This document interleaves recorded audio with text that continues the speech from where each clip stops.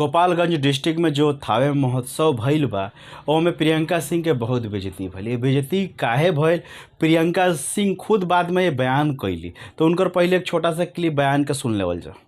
सभी जानते हैं कल 15 अप्रैल को थावे महोत्सव में मुझे पर्यटन विभाग बिहार सरकार द्वारा बुलाया गया था। मैं यहाँ पर आई, ना ही मुझे रिसीव करने के लिए कोई गाड़ी आई एयरपोर्ट। हालांकि मेरा घर गोपालगंज ज़िला में पड़ता है।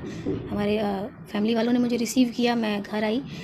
मुझे आने के बाद ना ही मुझे ठहरने की कोई व्यवस्था दी गई। पूछा गया भाई यहाँ पे नेता मंत्री जी से भरा हुआ है तो आपके लिए जगह नहीं है, सर्किट हाउस खाली नहीं है। तो ठीक है, मेरा घर है, मैं यहाँ पे रह सकती हूँ। ना ही उसके बाद मैं जब कार्यक्रम में गई तो ना ही मुझे वहाँ पे एक गिलास पानी तक मुझे नहीं पूछा गया, ना ही ढंग से मुझे एक बैठने की जो जगह होती है, जो साफ़ सुथरा जगह, ना ही मुझे एक अच्छा कमरा दिया गया। जिस जगह पे मैं बैठी थी वहाँ टेबल पे जूठा नाश्ता ग्लास पड़ा हुआ था, वो भी साफ़ नहीं किया गया। उसके बाद वहाँ जाने के बाद भी मुझे बहुत इंटरनली टॉर्चर अलग अलग तरीक़ों से किया जा रहा था, लेकिन फिर भी मैं उसको मैनेज कर रही थी कि चलो ठीक है। लेकिन फिर मंच पे मैं गई तो मुझे ना ही मेरा कोई सम्मान हुआ, ना ही मुझे एक होम गार्ड का जवान तक मुझे नहीं दिया गया जो मुझे रिसीव करके मंच तक ले जाए। या हाँ, तो रउआ देखा तनी कि एमे बड़ा बड़ा हस्ती आई रहे लोग। बॉलीवुड से भी हिमेश रेशमिया आइल रहन गाना गावे खातिर, और भोजपुरी के कलाकार में सिर्फ प्रियंका सिंह पहुँचल रही है, और सब बहुत सारा कलाकार वहाँ रहन सन, और पॉलिटिशियन बड़ा बड़ा ऑफिसर पहुँचल रहे लोग। जैसे कि बिहार फेमस बा चमचागिरी से, चाटुकार से भरल बा बिहार। हम यही से कहतनी कि वहाँ कलाकार के मान सम्मान देवे वाला वैसन पोजीशन नहीं है। जौन ऑफिसर बारह सन, जौन जनता के सेवक बारह सन, वो अपना आप के महाराजा भगवान समझेला सन। वो डीएम होको, सीएम होको, चाहे कोनो मिनिस्टर होको, कोनो एमएलए होको, वो भगवान से कम ना समझेला सन अपना के। 5 साल में एक बार हाथ जोड़ के वोट मंगिया सन, और उहे वोटवा एगो हथवा नीचे कर ली सन वोट के बाद में। तो उहे चीज़ भइल प्रियंका सिंह के साथ में।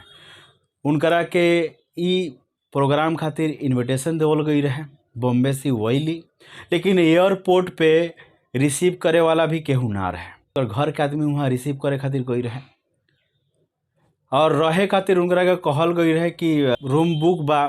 लेकिन बाद में कहल गया ना, ई पूरा रूम तो ऑफिसर और नेता से भर गई बा, तो हम दोसर जगह व्यवस्था कर देतनी। तो प्रियंका सिंह बोलली कि ना, हम अपन घरे में रहें, काहे कि हमार गोपालगंज घर है, हमारा घर में रहे से कोनो तकलीफ नहीं है। और वो कहली कि हमारा बैठे तक के जगह ठीक ना देवल गई रहे, आ जहाँ हमारा के बैठे रहे लोग चेयर टेबुल गंदा रहे, नाश्ता के पाकिट ऊपर फेंकल रहे। जब प्रोग्राम के बात आयल तो उनकर प्रोग्राम रहे 8 से 9 के बीच में, लेकिन उनकरा को टाइम में गावे ना देवल गई रहे लोग, रात के टाइम में देलस लोग।